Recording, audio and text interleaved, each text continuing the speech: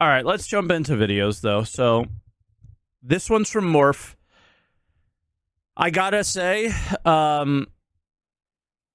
the title is Star Citizen's big event is almost great. Almost.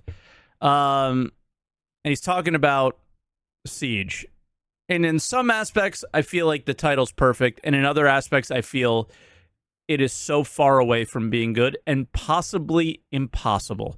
So let's see what he has to say about it. But I have really struggled with Siege, and out of all the events, Siege is the one I want to love the most. And maybe that's why I struggle with enjoying it so much. This guy's pushing me on the right somewhere. There's too many doors. There's too many doors. Almost dead again. The Siege of Orson is Star Citizen's big event, and it's almost great, but only almost. And that's because the reality of it is that it's not quite there yet. No! God, please, no! And that's not the issue. Oh, Oh, no! my cam box is gone. Hold on. Still though, the Fixed. improvements that the developers have introduced have made a big difference when the servers cooperate, still making it worth it to revisit the event for players who've tried it before and for new players who've never had a chance. I mean, these improvements have done such a good job that there were some moments where I thought I wasn't gonna make it. Oh my God. Like, when possibly dying to 100 plus NPCs as one person or a group of like 3 is the bar where we got a problem, right? But the other, like, what has been so special about Siege is it feels like an Escape from Tarkov map. Visually, how it could play, I think it feels like an extraction shooter. It's great how it feels and how it should play out, but it doesn't quite deliver that. So when the NPCs are dialed in, then it really starts to feel a little bit more like that, and that's where I think he's coming from here. But I gotta ask, even when the NPCs are strong, does that really solve the biggest issues with this? And that's people rushing, that's parts of the event being finished without any of the like a majority of the participants being there, right? I feel like that's the problem with this. So we're only 48 seconds in, but I do not play Siege of Orson anymore. I will not test it. I will not play it until that specific issue is addressed. This PTU cycle, or the last one, I can't remember, I jumped in. I was so excited because it was literally addressed in the notes, avoiding people rushing. I played it, and the entire time it was just a pop-up on the screen of all the different guys dying and me never being there. Incredible. It's been a privilege and an honor, Jack. We're gonna go out together here. I'm actually on my nerves. That's good. Right, I'm on my toes. This is hard. I mean, this is great. Almost dead again. All right, I can run. Let's get out. Let's get to the big building. Go, go, go. Run. Run, Jack. So in a moment, I'm gonna go over what they've done to improve the event so much, as well as briefly go over what the event includes for those of you who've never tried it before. And if I mean, it really begs the question, this is from Void Dude, how does an event like this exist in the final server meshed world? Are there multiple events like this taking place around the universe?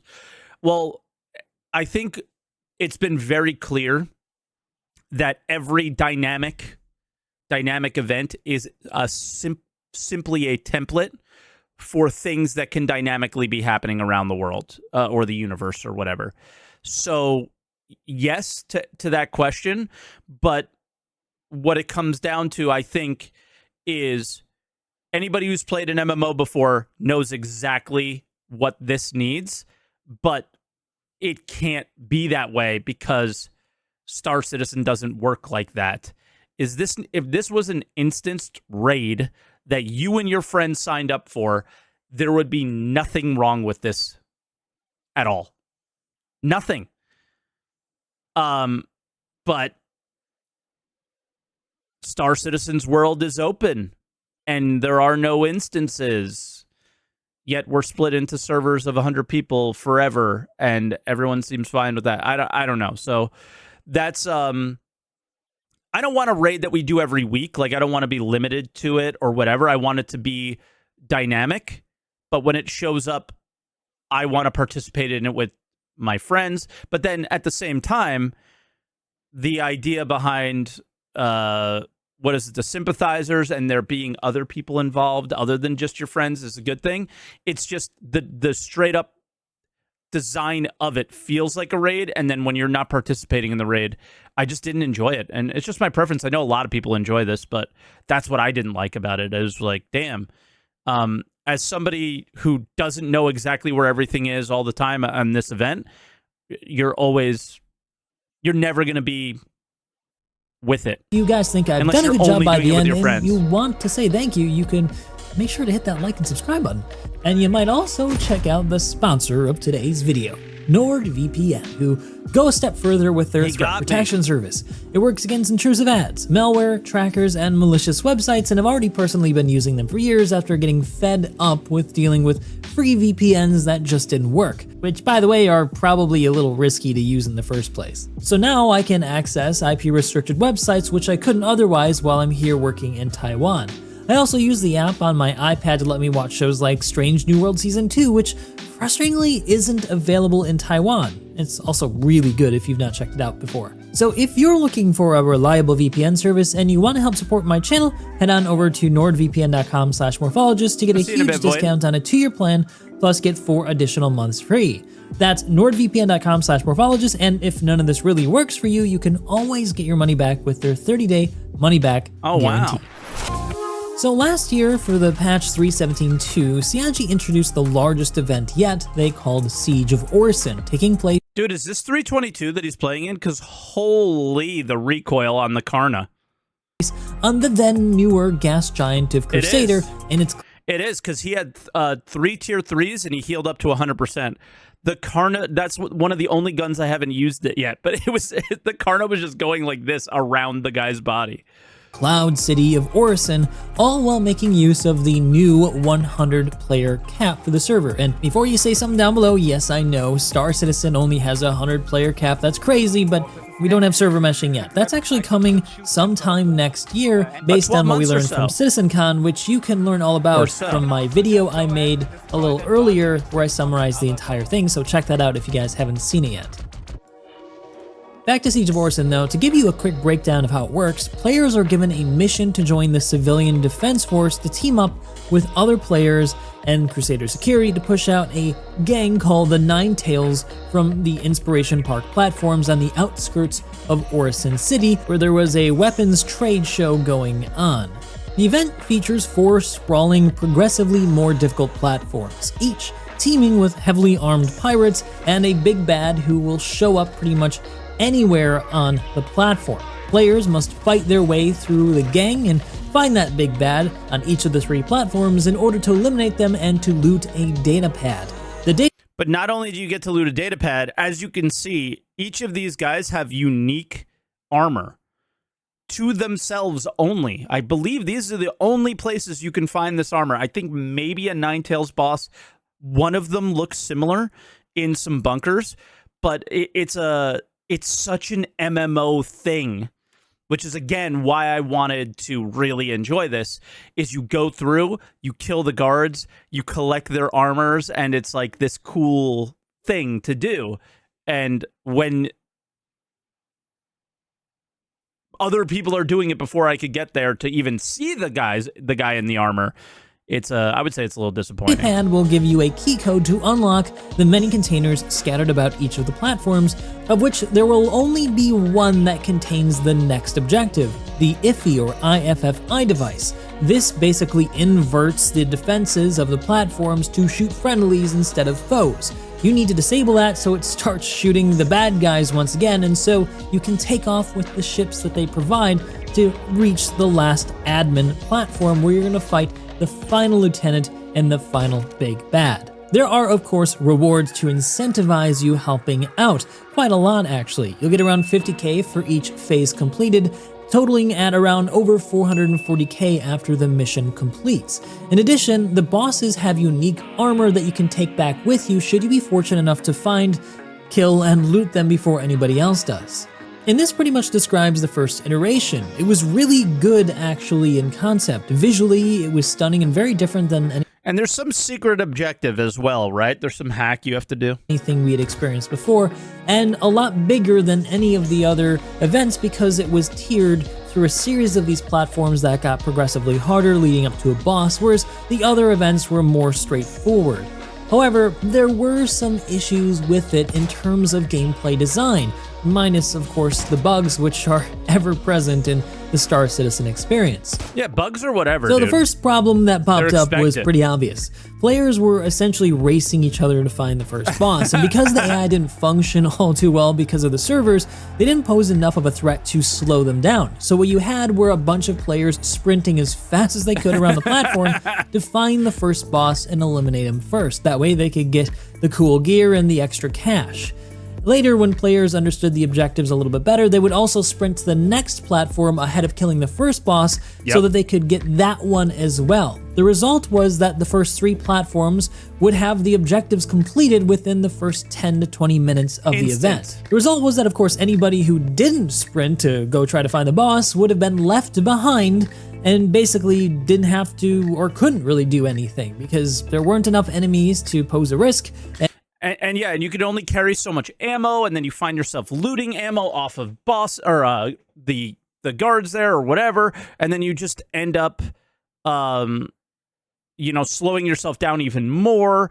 Yeah, dude. And there was no boss to Can't kill. reach your water pad, This the issue least was even resistance further always. Yep. compounded by the fact that the event, once triggered, would just start, so that anybody outside of Orison or on another planet would have to try to get there in time to participate. And by the time they would get there, well, the event would already be over. I mean, as we know, Star Citizen travel times are not short. And as if none of that was already bad enough, players eventually figured out that they could just camp the platforms and wait for the next event to start, thereby being right where the bosses were gonna spawn and just kill them right away, basically. I mean, they spawn in random locations, but as long as you were on the platform before the event started, you were gonna be the first one to Yeah, you're way ahead. find them no matter what.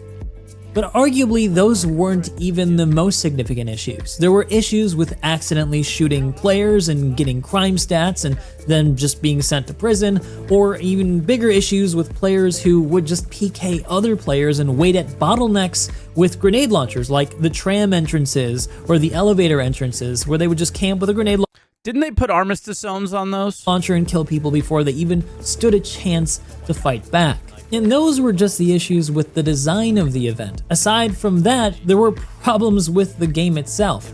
There were issues reloading, you could get stuck in geometry, and worst of all, bosses could sometimes spawn inside of walls or floors, making it impossible to complete the event. And like I said before, because of server issues, the AI were effectively brain dead for most experiences players had, so you could just walk in front of them and they wouldn't react to you whatsoever. I mean, some even made a sport of trying to run the entire event naked. It became the meta for a little bit because you had nothing to lose and only something to gain if you looted anything, right? And you can move faster. While hilarious, probably wasn't what the developers were expecting when they designed the event. This event is like nothing you've experienced in Star Citizen so far. You will need to prepare. You will need ammo, weapons, armor, otherwise you will not make it out alive.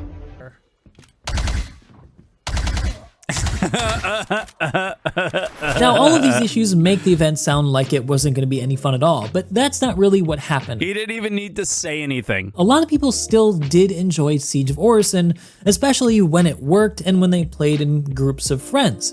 But it wasn't perfect. As I said, there were a lot of problems, and so even though people were excited, most agreed that there was a lot of unrealized potential with the event. Thankfully, instead of just trash binning the event altogether, CIG decided to come back and continually upgrade it, which brings us to today with the I think it's because they know that out of all the dynamic events, let's be honest here, out of all the dynamic events, guys, which one has the most potential to be the coolest? I just personal opinion, this one by far. By far. I think Xeno is a second, but it's not that close. Maybe the future Ninetales thing, but that also sounds super scuffed the way that they described it. But for me, I really think it's this one. It feels like an entirely different game, different experience. It feels like an extraction shooter. It's awesome.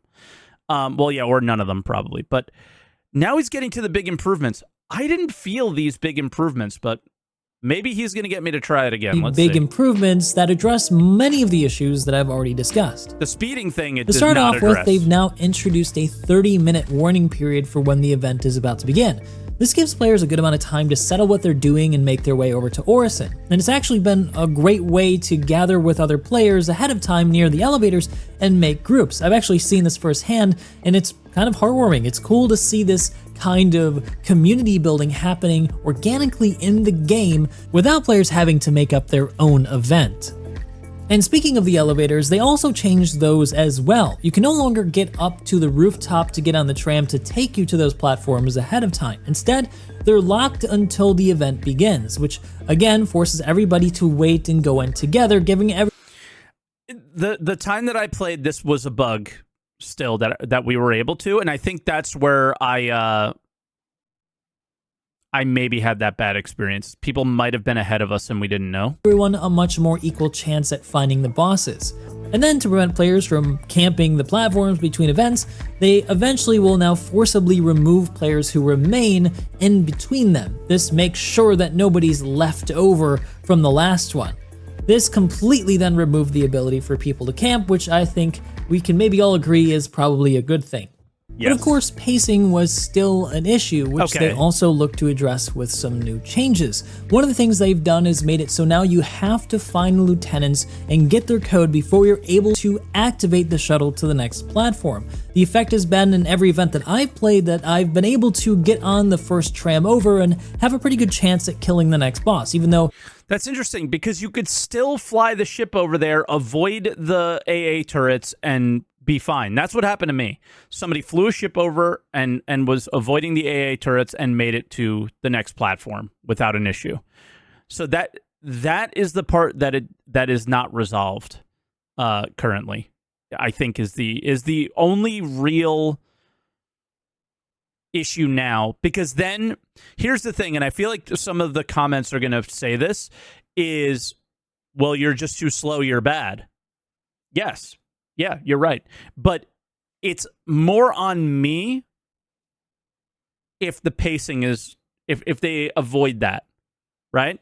If you're not able to fly a ship over to the next platform and skip the tram aspect, there's risk. It doesn't matter. There's no risk.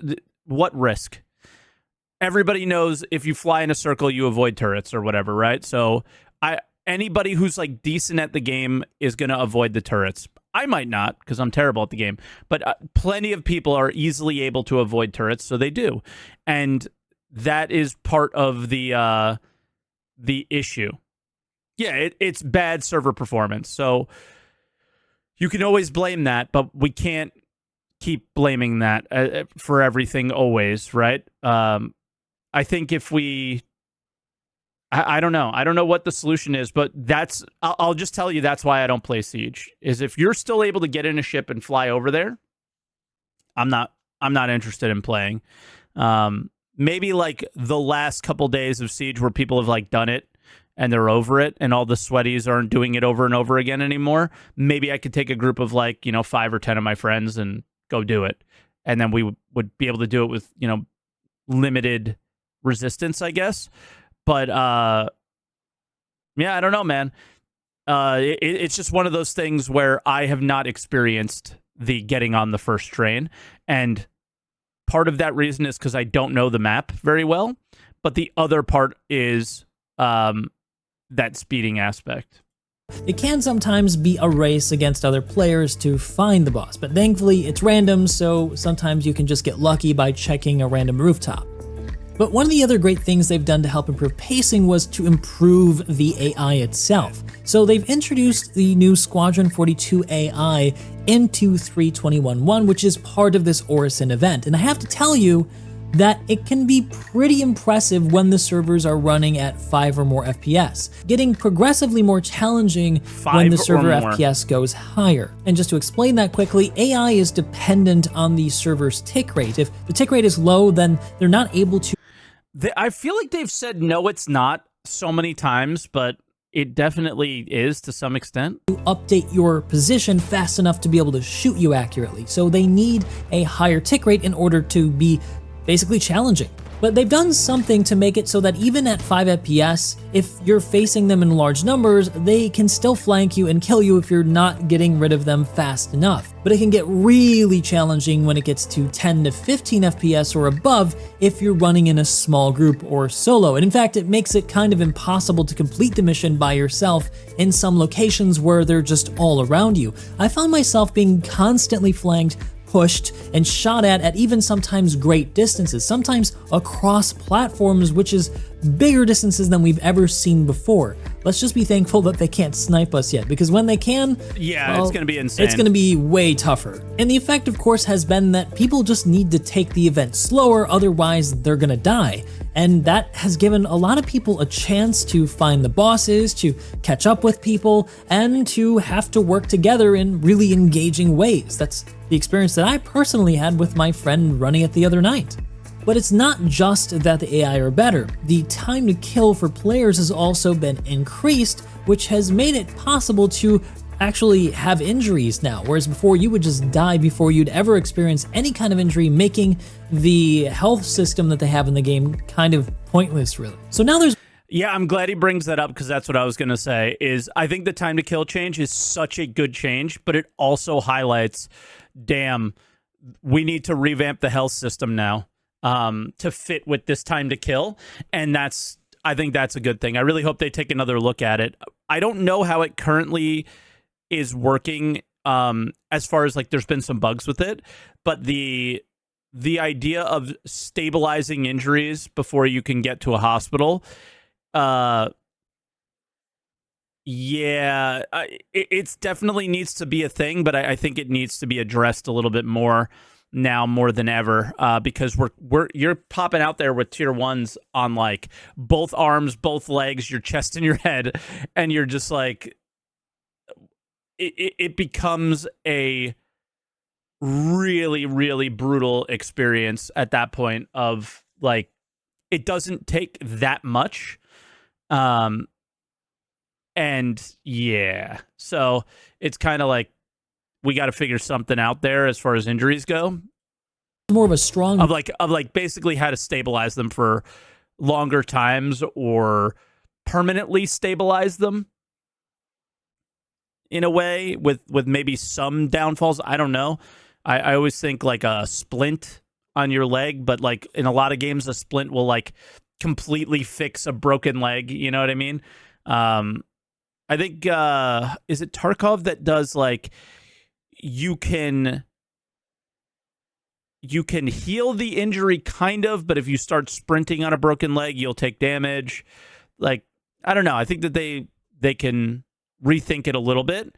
But it's highlighting, I love the idea of getting more injuries, but now we need a better way to address those injuries, right? Because the system wasn't made with that in mind. Reason to use a med gun or med pens to heal certain types of injuries, and to seek out that tier 3 medical bed on some of the rooftops to heal up those tier 3s before they become more serious and start slowing you down. The result has been less trips back to the hospital and less deaths overall, which I really appreciate. It's better to stay in the fight and have fun than it is to visit the hospital over and over again.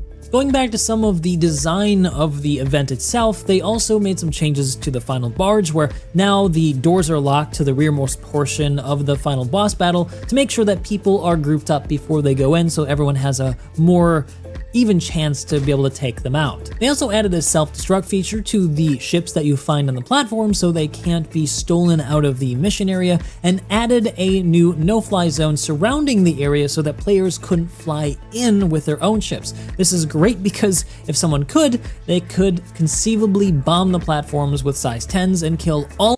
Yeah. Also, why don't you just make no-fly zones for the other platforms? All of the NPCs and players. I think they want that risk to be there. And on the subject of player killing, they also added a new feature called Ninetales Sympathizers. Basically what happens if a player shoots another player or a friendly NPC is that they're going to get marked as a Ninetales Sympathizer, as an enemy combatant. This gives players who are still doing the event the chance to find and eliminate them before they become a problem.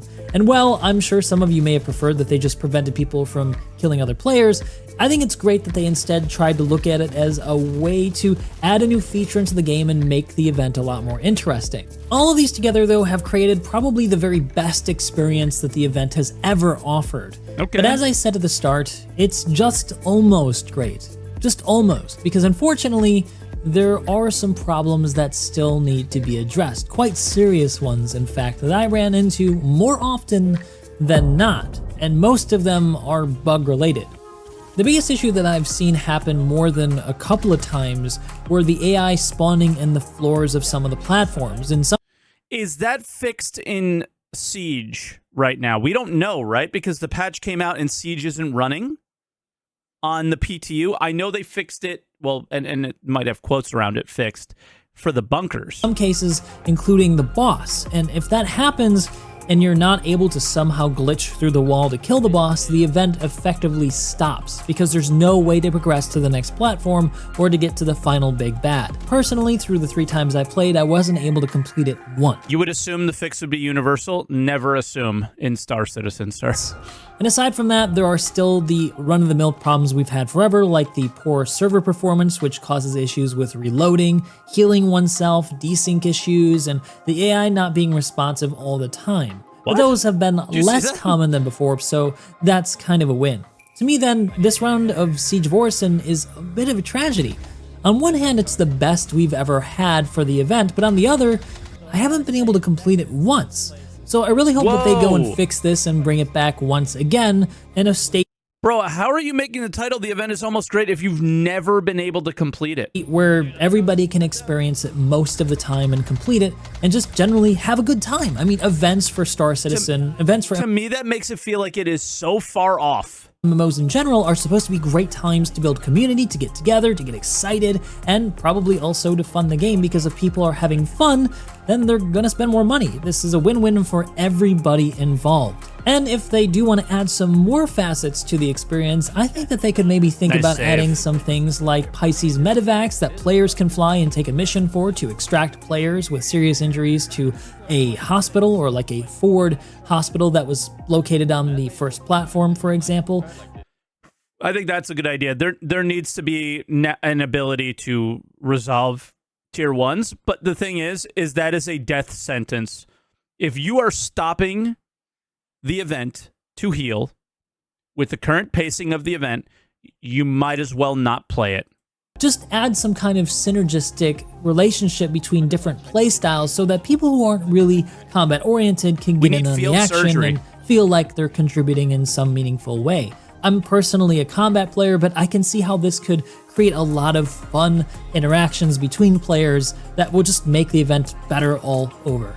But otherwise, bug fixing is really the major issue here. But what do you guys think? Do you feel that these improvements have made a positive impact? If not, why? And what would you like to see them add, improve, or We kind of have field surgery with the med gun. Yeah, but is the issue still there? Because unfortunately, there was like bugs that people are still running around with, and I'll call them white tier 1 and tier 2 injuries that you can only med gun, and they don't last very long. So you med gun, you use auto, or you know what material to use, and you use it, and it turns green for a little while, but I feel like it's maybe not long enough. So I think that's kind of the problem with it right now, and that's maybe enough for now. But yeah, I don't know, man. I think maybe I just need to go do some bunkers and bring a bunch of meds with me, and I think that's what I'm going to do right now before the podcast. Or change to make the event the best it could possibly be? Let me know down in the comment section below. Otherwise, I hope to see you guys in the next one. Ooh, okay.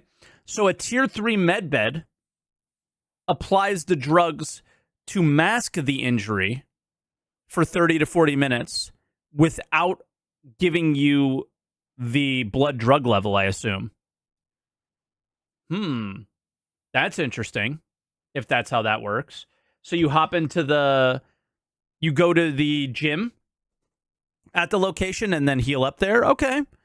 You know, maybe it doesn't need that much addressing. Although I do hope that this time to kill change does have them take another look at medical, because I just think medical has so much potential in the game. It would be a lot more fun. Wait, medbeds drug you up to 75% blood drug level. What? Damn. Okay. I think it depends if you're running everywhere, it's less time. All right, well, we'll have to see. But I think for me, in the end, in relation to Siege, they have to address the speeding. And they tried, and it didn't quite work. But, yeah, hopefully I guess it just comes down to servers when it comes to that. And I think I agree and disagree with Morph's title is, out of everything, I think this has the most potential. But I think it's still a ways off of being the best event. Shakiness starts at 75.01%. Okay, then that's fine. Yeah, but then you can't med up again for a while. So put in some Resurgera and hope it goes down quickly. Okay. Oh, you could just go on the bed again and then it empties the drugs. That's funny. That's funny. Create some type of speed checks. I mean, aren't the trams a speed check in a way? Everyone's waiting there for the tram for like 15 minutes. So, I mean, I was so bad at it that even I didn't catch the first train or whatever, sometimes. So, yeah, we'll see. But out of everything, the best event. With all these problems, I still think it's the best event. Outside of Jumptown. Jumptown is still the best event because it's the most simple. But, yeah. Speed checks are kind of dumb. There needs to be a catch-up mechanic. I wonder what that would be. Just allow me to catch up to the front of the group. But the thing is that the front group is speeding past where everybody should be. So there needs to be punishment for the speeders and not catch-up mechanics as much. You could add a catch-up mechanic when you've properly punished the speed demons, I think. But, hey, we'll see. Again, I want to love the event, but it's the one that I don't play because I think I get so upset when I play it because I really want to love it.